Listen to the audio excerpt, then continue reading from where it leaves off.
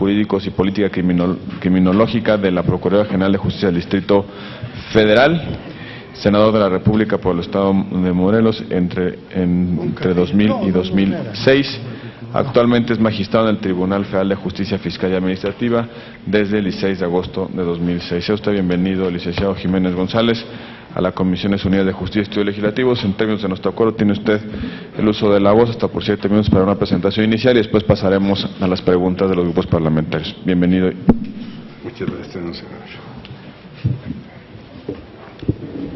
Muy buenas tardes, ciudadanas senadoras, ciudadanos senadores de la República.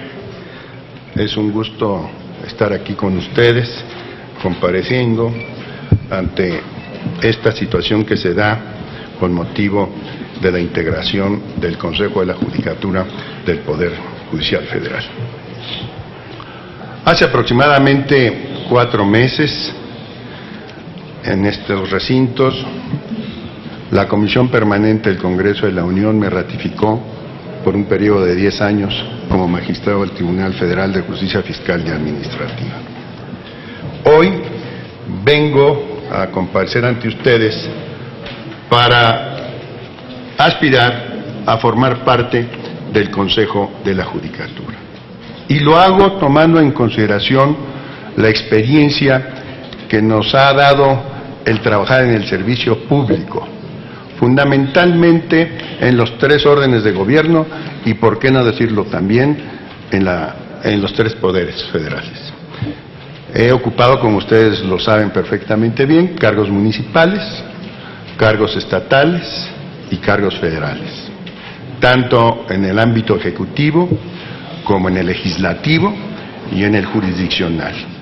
Eso me ha permitido el conocer desde los asuntos agrarios que se plantean en nuestras entidades, hasta problemas laborales que de ahí mismo llevan y surgen con motivo de las relaciones que se dan entre trabajadores y patrones, tanto individuales como colectivos, y también en el desempeño que tuve como presidente del Tribunal Superior de Justicia de Miatrao, que me dio la oportunidad de conocer un sistema judicial a nivel local que nos permitió, desde luego, reorganizarlo para poder impulsar las actividades que se daban en nuestros juzgados civiles, penales y en la misma Tribunal Superior de Justicia, del cual yo era su presidente.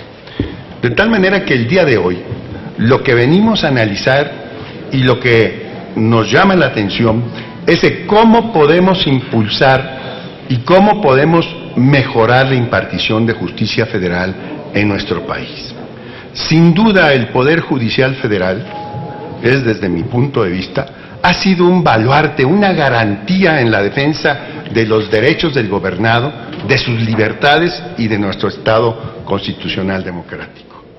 Yo estoy convencido que desde que nos constituimos como una república representativa, federal, con este sistema de división de poderes, el Poder Judicial ha tenido una carta fundamental en la vida institucional de nuestro país.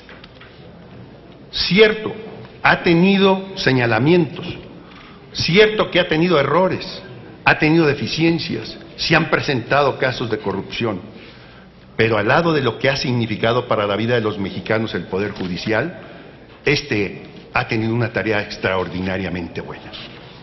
Basta con recordar la Constitución yucateca de 1840, del cual su autor, don Manuel Crescencio Rejón, ilustre campechano, fue el que nos da la oportunidad de conocer a fondo todo aquello de que las garantías del gobernado, las famosas garantías individuales, que venían a quedar plasmadas en nuestras cartas fundamentales para que fueran las autoridades federales, porque estamos hablando de este tema, las que respetaran y ciñeran sus actos estrictamente a la Constitución y a las leyes. ¿Qué hubiera sido de nuestro pueblo si no hubiéramos tenido un sistema judicial federal fuerte? ¿Qué hubiera pasado? Y le escuché hace no mucho tiempo algunas reflexiones acerca de las entidades federativas. Yo formo parte de una de ellas. Yo soy originario del estado de Morelos. Y sabemos que los habitantes de nuestras entidades, de nuestros estados, tienen una gran confianza en el Poder Judicial Federal. Y esa gran confianza en el Poder Judicial, en lugar de menoscabarla, tenemos que acrecentarla. Tenemos que fortalecer más al sistema judicial federal mexicano. Yo estoy convencido que se han dado pasos agigantados en cuanto a la configuración, la formación y desde luego el funcionamiento del Poder Judicial Federal.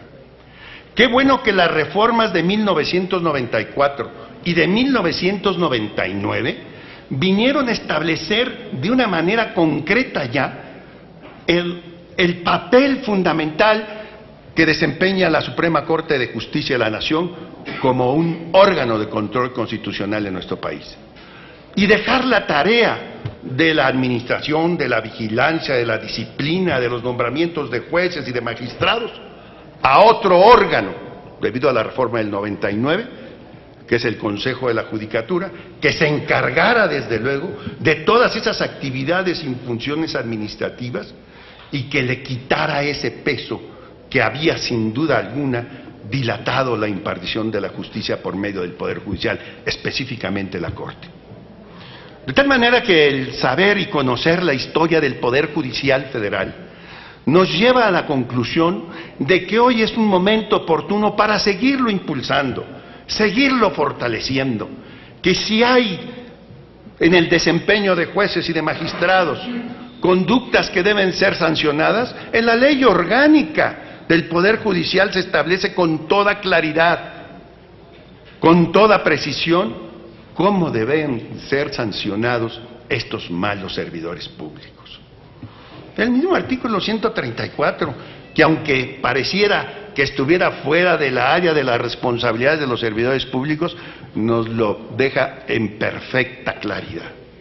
De tal suerte que el formar parte del Consejo de la Judicatura es sin duda alguna con una finalidad, con un propósito. Vamos a fortalecer el área jurisdiccional del Poder Judicial Federal.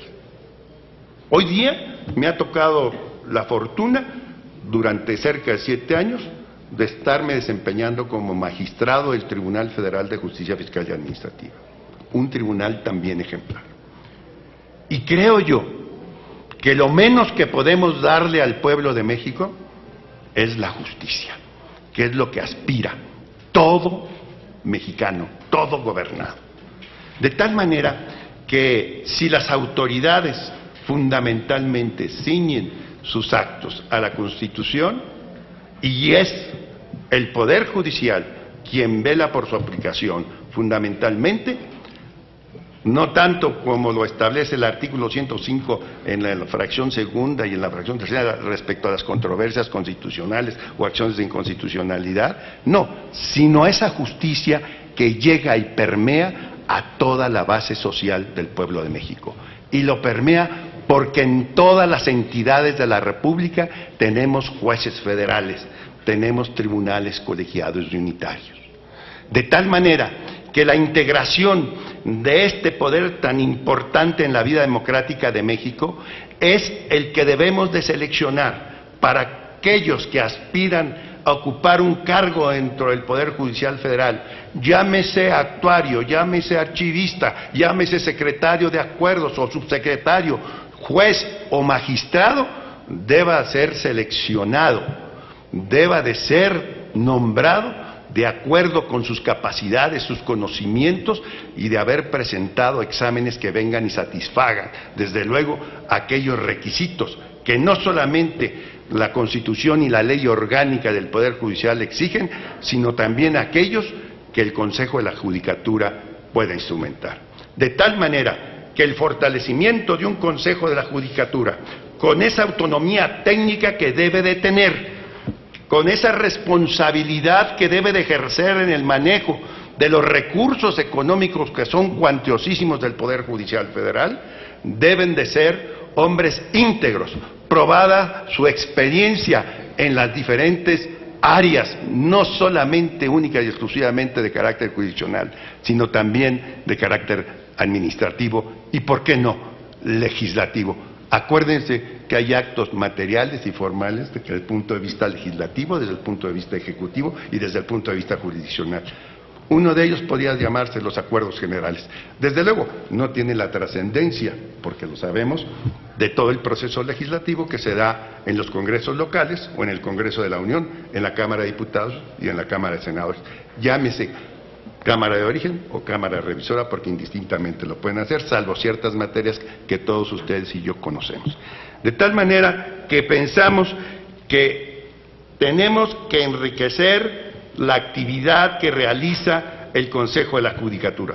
Tenemos que promover, tenemos que seleccionar a los mejores mexicanos para que puedan desempeñar estos altísimos cargos de gran responsabilidad. Ser juez de distrito y ser magistrado, de la misma importancia y trascendencia lo tiene en Chiapas, en Morelos, en Veracruz, en Baja California o en cualquier otra parte de nuestro país. De tal manera que estoy aquí, ciudadanas senadoras y ciudadanos senadores, a su disposición después de esta participación, en donde he dejado mi inquietud de participar, desde luego, en el Consejo de la Judicatura Federal. Muchas gracias, señor presidente, señora presidenta. Al contrario, magistrado, muchísimas gracias a usted. Tiene el uso de la voz el senador Puente para formular pregunta. Muchas gracias.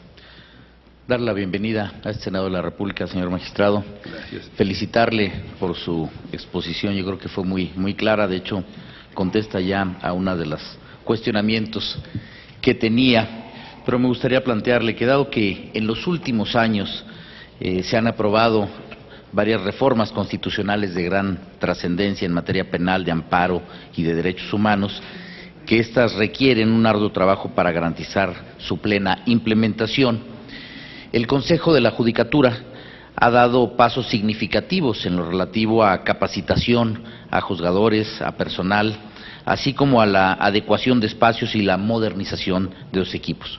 Desde su opinión, ¿qué medidas adicionales debe tomar el Consejo de la Judicatura para garantizar que el Poder Judicial esté preparado a tiempo para la implementación de dichas reformas? Es cuanto. Gracias, senador. Adelante, magistrado, por favor. Gracias, señor senador. Yo quisiera decirles que el Consejo de la Judicatura tiene bajo su responsabilidad y su área órganos auxiliares. Entre ellos está el Instituto de la Judicatura. Este Instituto de la Judicatura es el que capacita, el que llega y profesionaliza, no solamente a los elementos que están dentro del área jurisdiccional, es decir, dentro del Poder Judicial, llámense secretarios, actuarios, etcétera, hasta magistrados y jueces, sino también abre sus puertas a gentes que están fuera del Poder Judicial, pero que tienen interés en incorporarse al Poder Judicial. De tal suerte que este instituto, que es de excelencia, puesto que establece una serie de programas que van y capacitan y perfeccionan la labor jurisdiccional y además pues le dan el conocimiento suficiente para que los que vienen de fuera se empapen de lo que el Poder Judicial Federal realiza cotidianamente y los que están dentro se capacitan y puedan desde luego ser promovidos. Hemos visto cómo de los juzgados de distrito, sus titulares, los jueces federales, llegan y se convierten en magistrados unitarios o magistrados colegiados de circuito. Y muchos de ellos, como lo vemos hoy día, han llegado a ocupar la más alta distinción dentro del Poder Judicial Federal. No hace muchas horas ustedes designaron a dos espléndidos ministros de la Corte. Uno con una gran trayectoria dentro del Poder Judicial, como es el señor Alberto Pérez Dayán. Bueno, pues basta con recordar y ver sus antecedentes, su especialización, su preparación, para saber que ustedes, en su fallo, lo tuvieron de una manera correcta. El otro candidato, que fue el señor licenciado, si mal no recuerdo, Gutiérrez Ortiz Mena, también demostró su capacidad, pero él la demostró por su conocimiento también dentro de la administración pública, demostró su experiencia dentro de la administración pública.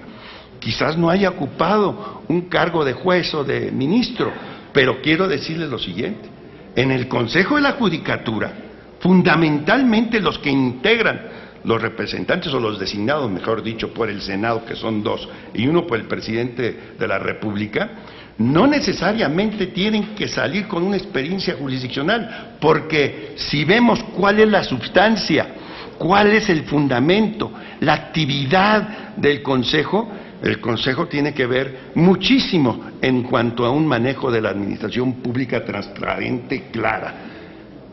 ¿Por qué lo digo? Aquel que desconoce fundamentalmente cómo se maneja un presupuesto, el que no sabe cuáles son los capítulos o las partidas, como pueden ser el capítulo 1000, que son para los servicios personales con que se paga a los secretarios, que se paga a los actuarios, se paga a los archivistas, se pagan a los jueces, a los magistrados y a los ministros de la Corte. Bueno, entonces aquel que tiene la responsabilidad como miembro del Consejo de la Judicatura a participar en la elaboración de un presupuesto que garantice el buen funcionamiento, no solamente del Consejo, sino del propio Poder Judicial Federal, tiene que tener una experiencia. ¿En qué capítulo de los recursos que se le dan, que son más de 35,000 millones de pesos que tiene hoy día el Poder Judicial Federal, se pueden optimizar para mejorar la impartición de justicia? Es decir, tenemos que darle no solamente la capacidad, la preparación y todos a los que forman parte del Poder Judicial, sino también darles los mejores espacios físicos para que puedan desarrollar ellos y los gobernados puedan estar allí de la mejor manera. De tal suerte, señor senador, no sé si me habré explicado, le he dado respuesta a su inquietud respecto a su pregunta. Muchas gracias. Gracias, magistrado. Senador Manuel Camacho. Sea usted bienvenido, licenciado. Yo no voy a preguntarle sobre su experiencia administrativa o su rectitud personal porque la conozco de hace muchos años. Pero sí me interesa conocer su opinión sobre dos puntos que me parecen centrales, además de esa capacidad. ¿Cuál es su idea y su concepto sobre la autonomía del Poder Judicial respecto al Poder Ejecutivo y los otros poderes, y sobre el tema de la impunidad como un problema serio de nuestro sistema judicial? Gracias, Muchas senador. gracias. Magistrado, por favor, hasta por 3 Perdón, minutos. gracias, presidente. Muchas gracias, señor licenciado, señor senador don Manuel Camacho.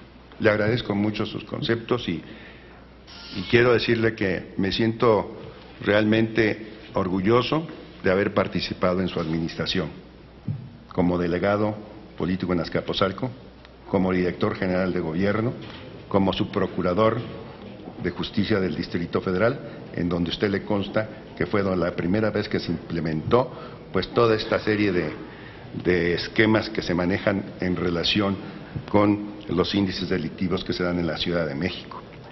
Quiero comentarle, señor senador, que la autonomía del Poder Judicial es fundamental en relación con los otros dos poderes.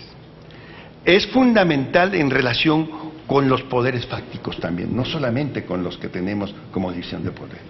Hay otros que tratan de presionar al Poder Judicial por otras vías que no son las correctas.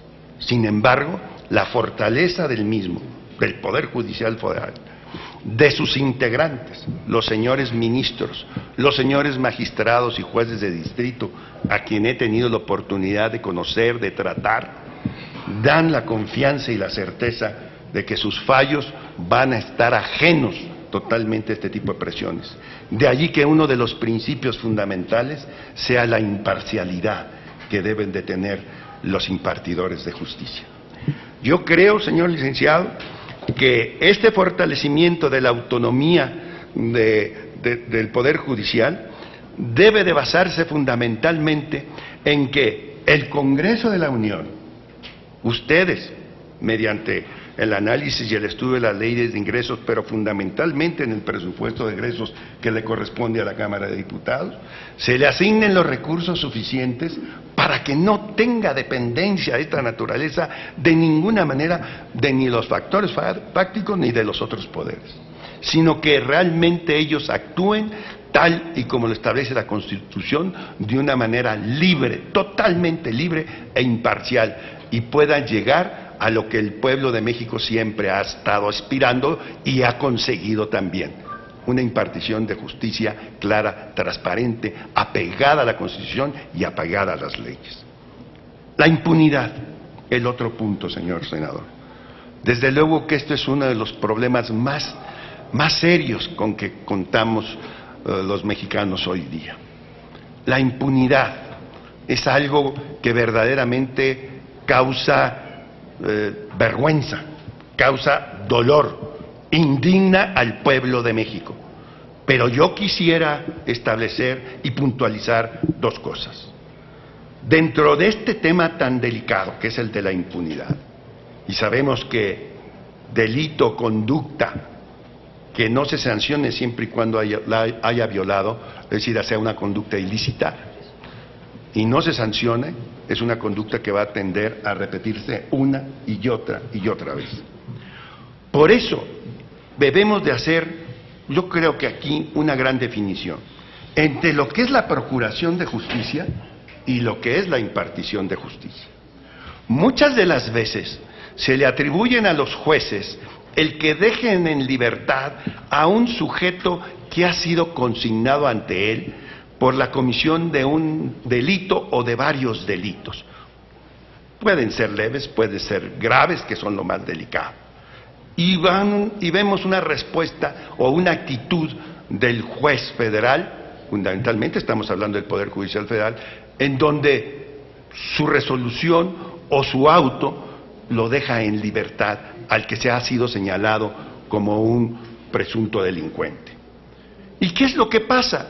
En gran parte de las veces, en la gran mayoría de los casos, en que las averiguaciones previas, que necesitan estar bien armadas, bien consolidadas, bien fundadas, no lo son, no lo están.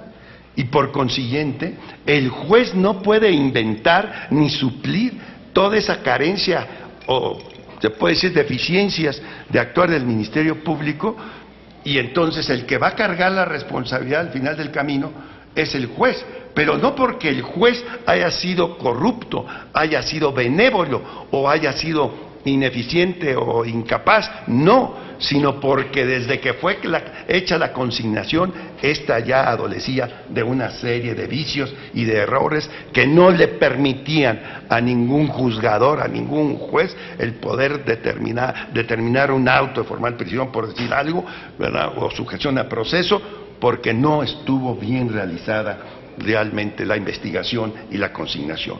De tal manera que la impunidad no solamente la podemos realmente responsabilizarla de ella al Poder Judicial Federal, también en el Poder Ejecutivo en cuanto a la procuración de justicia. Claro, se dan otro tipo de responsabilidades. Hay un texto de la Constitución Federal de la República que habla de la responsabilidad de los servidores públicos para sancionar la conducta de todos y cada uno de ellos cuando no actúan de acuerdo con su función y bajo su responsabilidad. Y son muchos los servidores públicos que se encuentran comprendidos dentro del artículo 104, si mal no recuerdo, de nuestra Carta Fundamental. Y todos ellos tienen que responder de su actuación. Pero en el caso del Poder Judicial, el Consejo de la Judicatura, sin duda alguna, señor senador Camacho, tiene una función importantísima que desempeñar, y lo ha hecho también la Suprema Corte de Justicia de la Nación. Cuando se han encontrado conductas desviadas, irregulares o ilícitos cometidos por servidores públicos del Poder Judicial, estos no solamente han sido cesados, despedidos o suspendidos, sino que han sido también consignados y puestos a disposición de las autoridades judiciales correspondientes. No sé si habré dado respuesta, señor senador. Gracias, magistrado. Senadora Graciela Ortiz, por favor. Muchas gracias. Bienvenido al Senado, licenciado. Yo coincido fundamentalmente con esa visión que usted tiene de un Poder Judicial de la Federación que ha ido a lo largo del tiempo privilegiando la especialización y la buena actuación de sus integrantes, y también me parece que es importante el reconocimiento que se hace de que en la excepción se dan conductas que son lesivas al espíritu que debe de imperar en quienes forman parte de ese poder tan importante para la vida de México como el poder garante de la estabilidad entre poderes y también de una correcta aplicación de la justicia. Me parece, sin embargo, que debiendo de ser la excepción, en las condiciones del México de hoy, es necesario rediseñar la política a través de la cual garanticemos un correcto ejercicio de la función por parte de todos los integrantes del Poder Judicial de la Federación.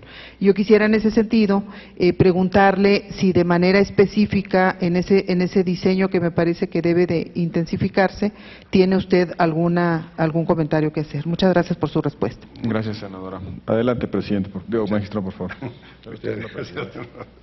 Bueno, sí, claro que sí. En mi ensayo que les entregué, hago algunas reflexiones sobre cómo podríamos impulsar todas aquellas políticas públicas que instrumenta el Consejo de la Judicatura para que la impartición de justicia por el Poder Judicial Federal sea accesible totalmente al pueblo de México. Por eso hablo inclusive dentro de este mismo ensayo de la Defensoría Pública, que no solamente debe de abarcar cierta materia, sino que debe de extenderse a todo aquel gobernado que por carencia de recursos económicos no tiene el acceso a la justicia como debiera de ser. Entonces, una de las limitaciones es sin duda la pobreza, eso está de manifiesto, de tal manera que el Instituto de la Defensoría Pública debe de estar abierto a todo gobernado, a todo ciudadano que tenga la necesidad de acudir a los juzgados o a los tribunales a pedir justicia porque se le hayan violentado sus derechos o no se le hayan cumplido con sus facultades o sus obligaciones en un momento dado por parte de otra gente.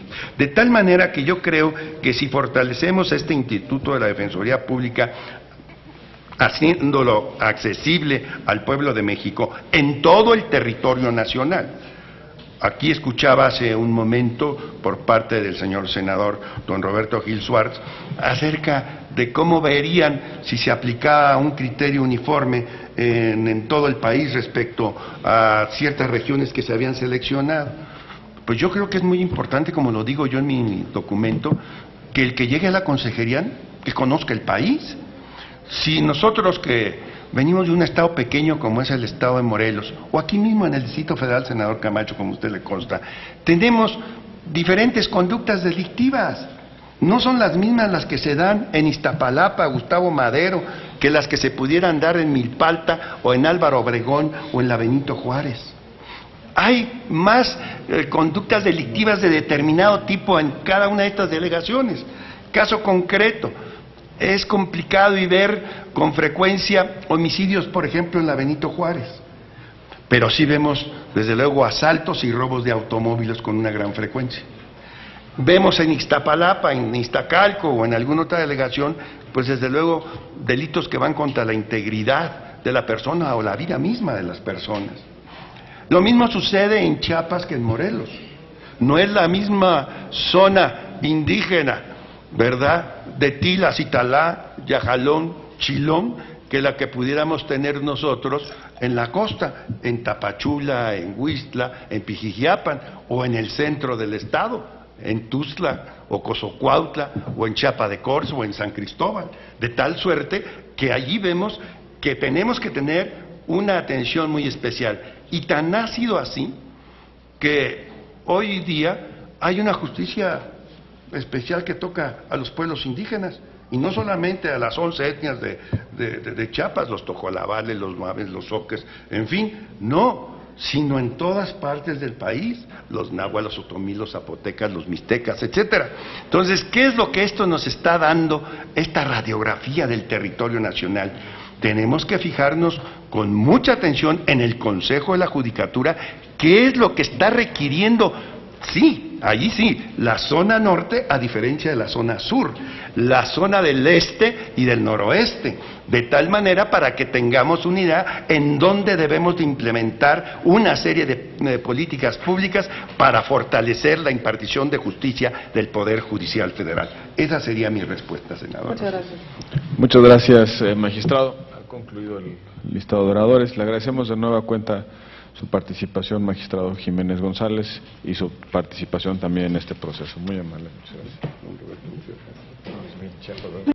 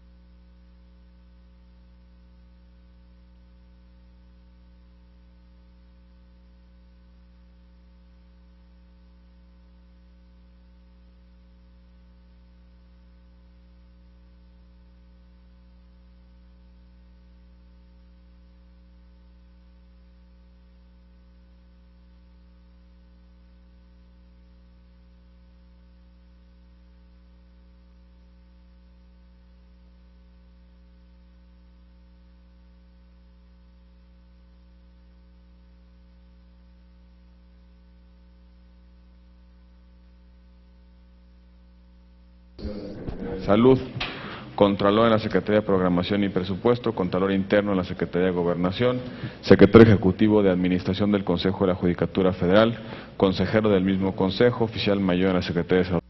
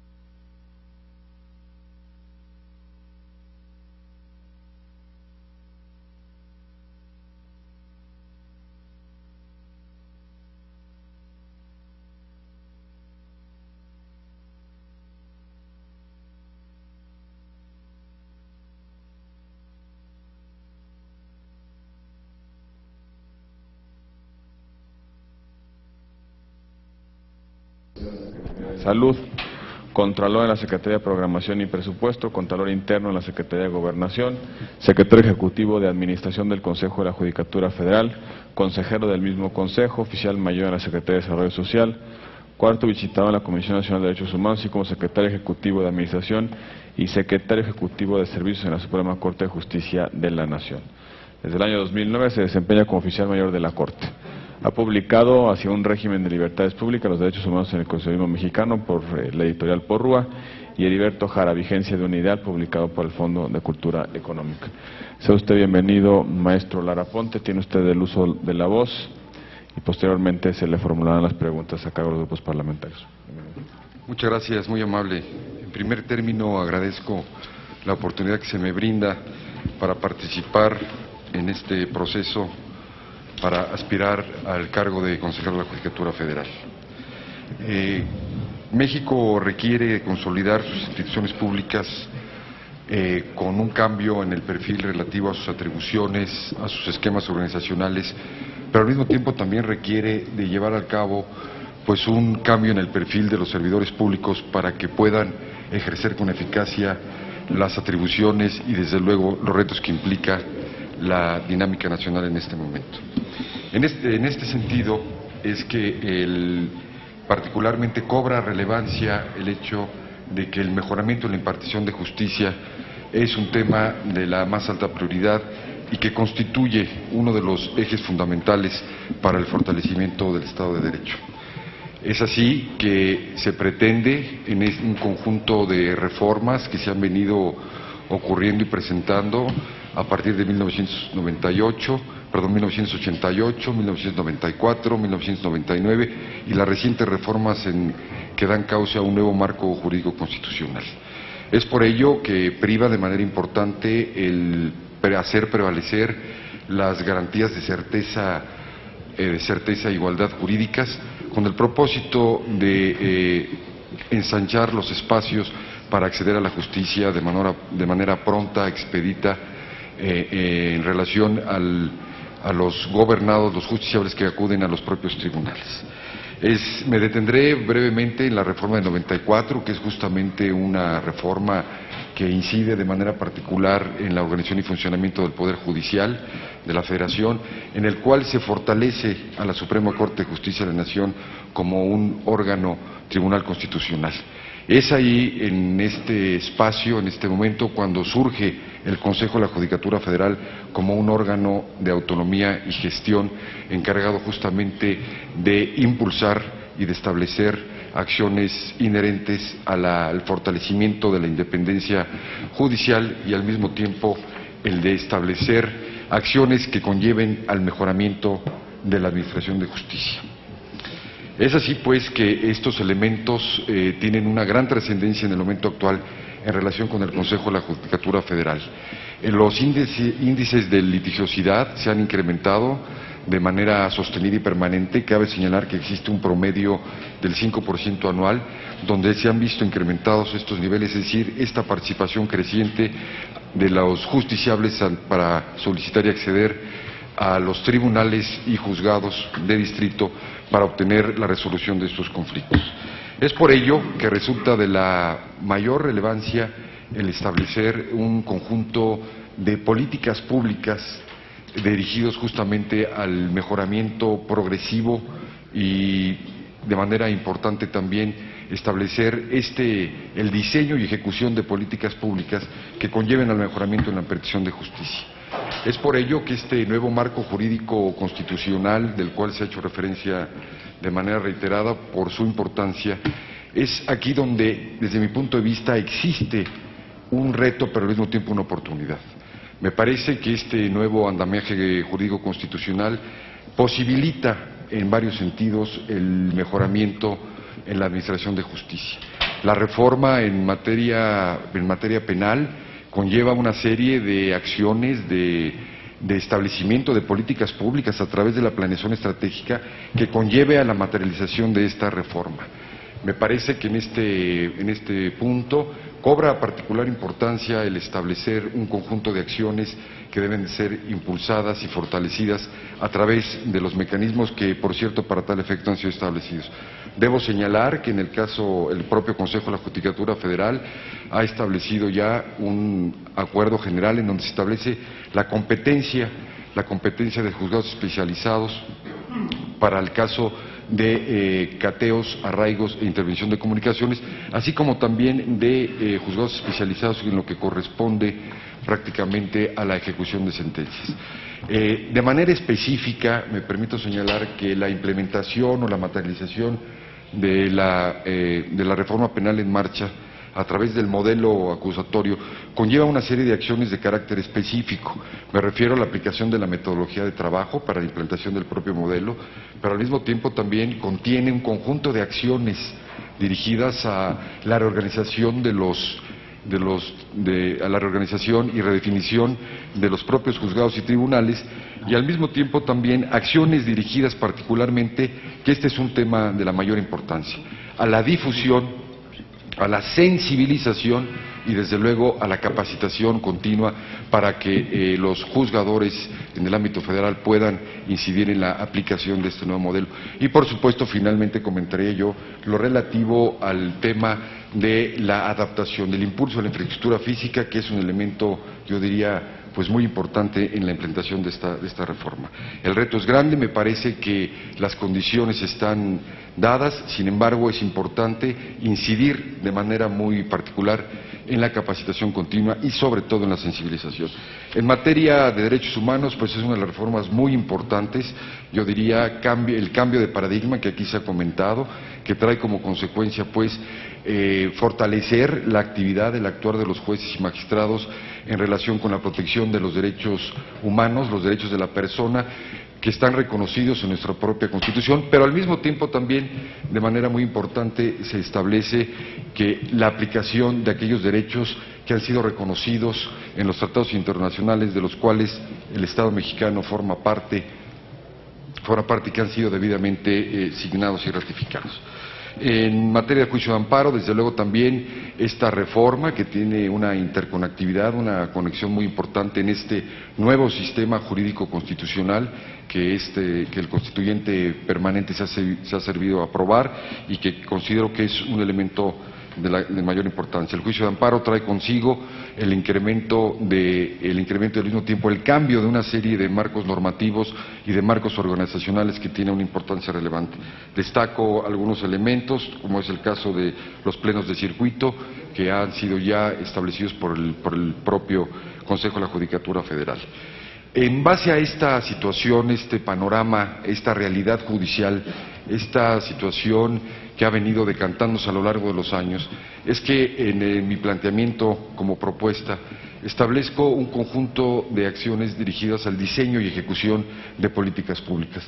Reitero que el Consejo de la Judicatura Federal es la instancia predilecta, la instancia por antonomasia encargada de llevar a cabo el impulso de políticas públicas judiciales con un alto valor público.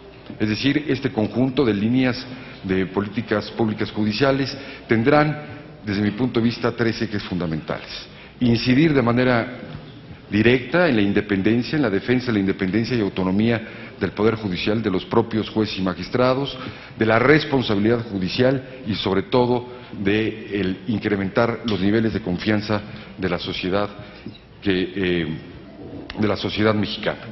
Es pues en ese sentido que en materia de vigilancia y disciplina propongo de manera muy particular el fortalecer los mecanismos de supervisión, de control y vigilancia que han sido diseñados actualmente y que están básicamente en curso, y por lo tanto me parece que un aspecto de la mayor importancia es vincular las cuestiones relativas a la vigilancia con la transparencia, rendición de cuentas, que me parece que es un aspecto de la mayor importancia.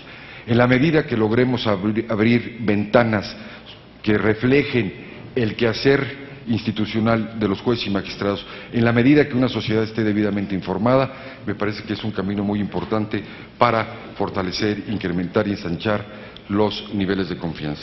Asimismo, me parece que hay un tema de particular importancia, que es el tema de la ratificación, donde es un procedimiento establecido y reconocido en la propia Carta Magna, que se refiere básicamente a la ratificación al cubrir o al llegar a un periodo de 6 años, que se requiere hacer una verdadera evaluación del desempeño jurisdiccional. Este es un tema de la mayor importancia, toda vez que en este punto considero que habrá que transitar de los indicadores de carácter cuantitativo que hoy existen a través de la estadística judicial, pero también de manera muy importante a indicadores de corte cualitativo, dada la complejidad de algunos asuntos que requieren, para que tengamos los datos y los elementos y los indicadores que nos permitan instrumentar un conjunto de políticas públicas, de medidas correctivas y desde luego del perfeccionamiento de nuestro sistema de vigilancia y disciplina.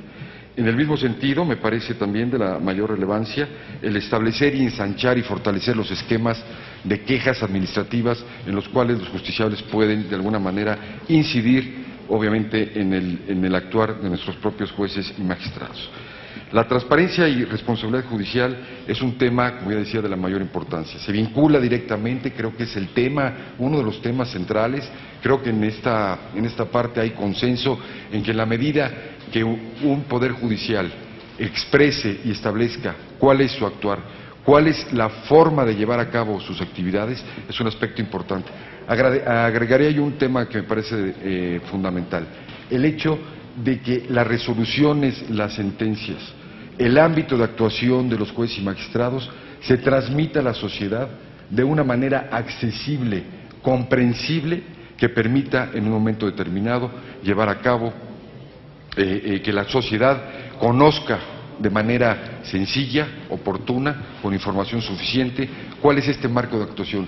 Creo que es un gran reto, creo que es uno de los temas que seguramente de aplicarse, de instrumentarse, se procederá a lograr una mayor confianza en el quehacer de los jueces.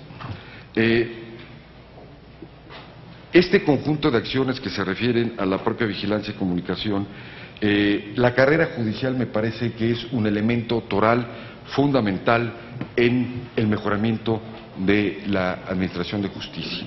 Es decir, me refiero concretamente que es la columna vertebral del sistema judicial, y aquí habrá que fortalecer esquemas de manera muy importante. El proceso de selección y nombramiento de jueces a través de concursos de oposición es un tema relevante en estos aspectos. Es por ello que se requiere en esta parte, en la medida que la sociedad tenga información suficiente, información que le permita advertir que los procesos de selección de los jueces y magistrados, como se llevan a cabo actualmente, pues gozan de certeza y de seguridad jurídica, es un elemento que incide, desde mi punto de vista, en la confianza de la sociedad. En esta parte de la carrera judicial considero que un aspecto fundamental es el revisar prácticas administrativas, prácticas y experiencias en otras latitudes, en otros ámbitos internacionales, que permitan, de conformidad con la experiencia que se está llevando a cabo, incorporar fundamentalmente en los aspectos de selección y evaluación de los propios juzgadores. Al mismo tiempo, me parece que hay que incidir en la carrera judicial al establecer de manera muy puntual, ¿sí?, cursos de capacitación previos a la asistencia, es decir, previos a que concurran a los propios exámenes, con el propósito de que quienes accedan a los puestos de juzgadores pues tengan esta expertise y esta formación que me parece que es muy importante en este nuevo paradigma jurídico constitucional. Y al mismo tiempo que los exámenes sean, que se incorporen aspectos relativos al nuevo marco jurídico constitucional. Me parece que esto es un tema en el que pudiéramos ir avanzando en el establecimiento y en la concreción de estas reformas tan importantes para nuestro país y que están en marcha.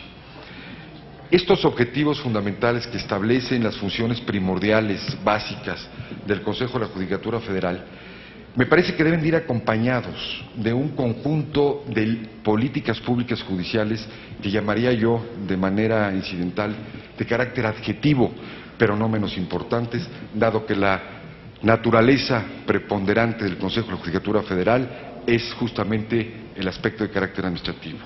Es decir, este conjunto de líneas de políticas públicas, desde mi punto de vista, habrán de ser interdependientes, transversales, concurrentes, y serán aplicables a lo largo de toda la estructura para el mejoramiento de la administración jurisdiccional, en la parte jurisdiccional, pero también de manera creciente en el aspecto administrativo. En este sentido, me parece que uno de los puntos importantes, estas líneas que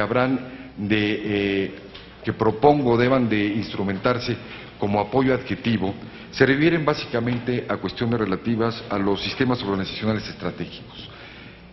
Este punto me parece importante, es decir, habrá que trascender el modelo de administración hacia las administraciones regionales, que son la instancia en las cuales donde los jueces y magistrados reciben un apoyo directo. Es decir, me refiero a que exista delegación de facultades, que existan un marco regulatorio que permita de manera oportuna, de manera eficaz, dotar de los recursos materiales, de los recursos presupuestales, de la parte relativa a las cuestiones de obra pública, de infraestructura, para que estas unidades puedan tener y se pueda resolver de manera inmediata. Es decir, se trata de establecer un esquema de distribución de competencia de manera muy importante. Propongo también la consolidación como una estrategia instrumental, como una línea pública instrumental, la consolidación de un marco regulatorio efectivo y dinámico. Es decir, habremos de trascender, dadas las características particulares, dada la importancia que tienen la instrumentación de las reformas jurídico-constitucionales en marcha, ya lo decíamos, el caso particular del propio, en el caso de la reforma en materia penal, tenemos que diseñar instrumentos que regulen la actividad administrativa al amparo del artículo 134 constitucional, desde luego, pero que este marco posibilite posibilite acciones que permitan atender con oportunidad y eficacia los retos que implican la implantación de los recursos. Y al mismo tiempo llegar a una simplificación de procedimientos y un conjunto de acciones en materia administrativa que entiendo es de manera muy importante. El impulso a los procesos de programación, planeación y presupuestación.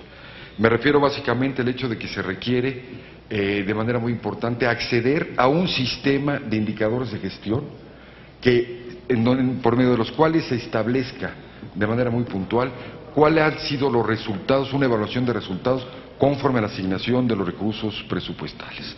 Me parece que este es un punto de la mayor importancia. Para terminar, quisiera comentar yo un tema que creo que es fundamental en este entorno en el cual se encuentra el Consejo de la Judicatura Federal, que se refiere fundamentalmente al hecho de el impulso a las tecnologías de la información. En el nuevo marco jurídico constitucional en materia de derechos humanos, en materia penal y juicio de amparo, pero particularmente en el caso de derechos humanos, cobra especial importancia el hecho de aprovechar plataformas tecnológicas de vanguardia que permitan a los señores juzgadores contar con la información veraz, oportuna, en el sentido de tener la posibilidad de contar con dicha información para establecer su interpretación al amparo del principio que se ha contenido en la reforma del control de convencionalidad. El establecimiento de buscadores semánticos que permitan a los juzgadores tener esta accesibilidad desde el punto de vista de la información me parece que es de la mayor importancia. Este es un tema que desde mi punto de vista es sustantivo, del cual la justicia moderna no puede ni debe sustraerse. Es una herramienta fundamental donde habrá que dirigir esfuerzos y continuar los esfuerzos en este sentido. Finalmente, el impulso al factor humano, que me parece que es un tema de la mayor importancia relativo a la capacitación.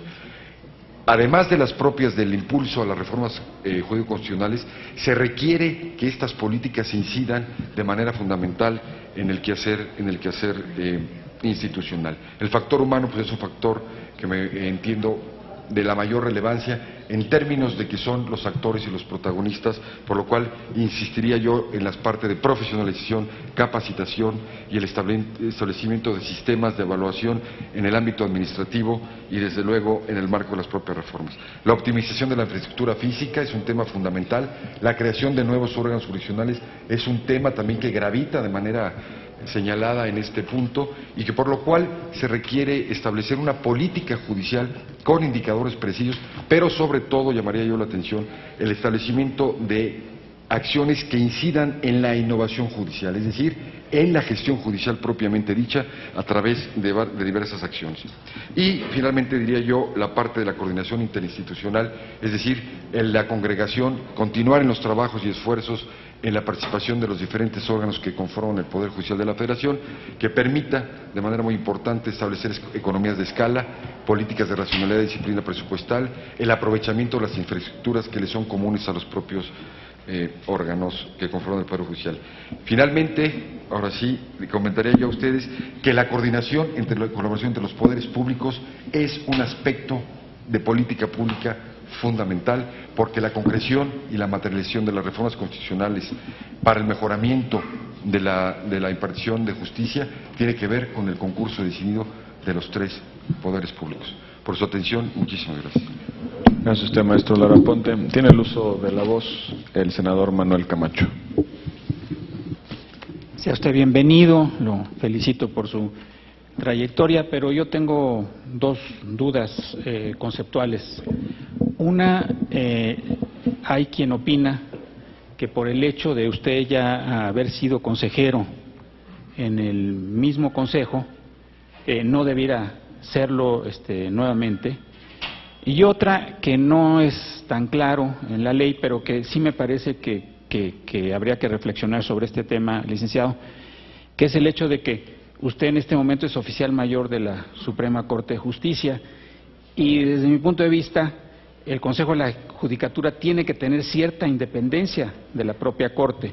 ¿En qué medida no existe también una incompatibilidad de pasar de una oficialía mayor interna de la institución a una responsabilidad administrativa de quien va a vigilar al Poder Judicial Federal?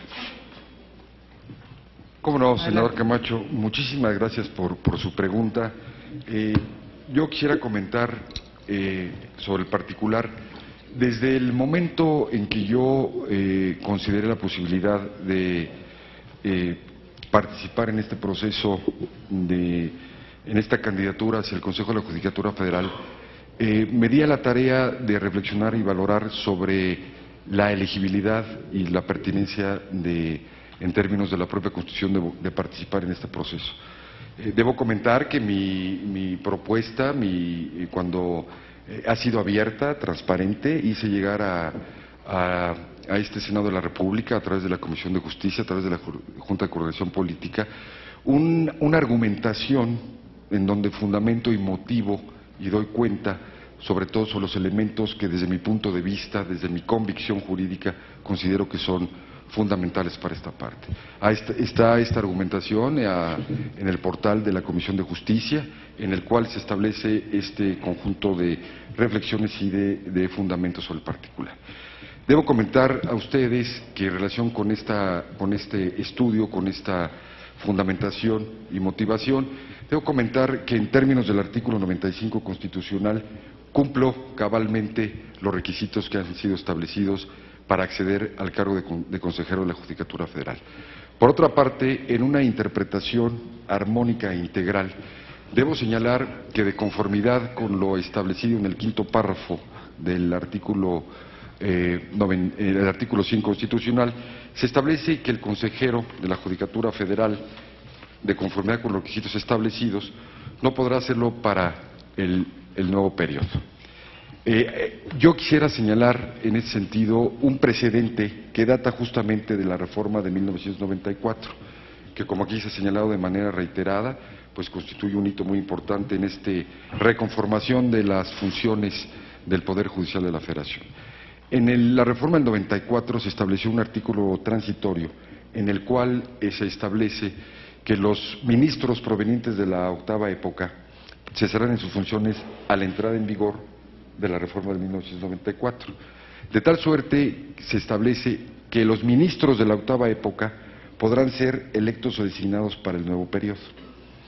En este sentido, cabe señalar que existe esta excepción considerando que el nuevo periodo se entiende el periodo inmediato siguiente. De ahí que exista un transitorio que le da posibilidad en su momento como precedente a los ministros que provenían de la octava época para acceder. Tuvimos dos casos muy particulares de dos ministros que provenientes de la octava época fueron designados ministros en la nueva época.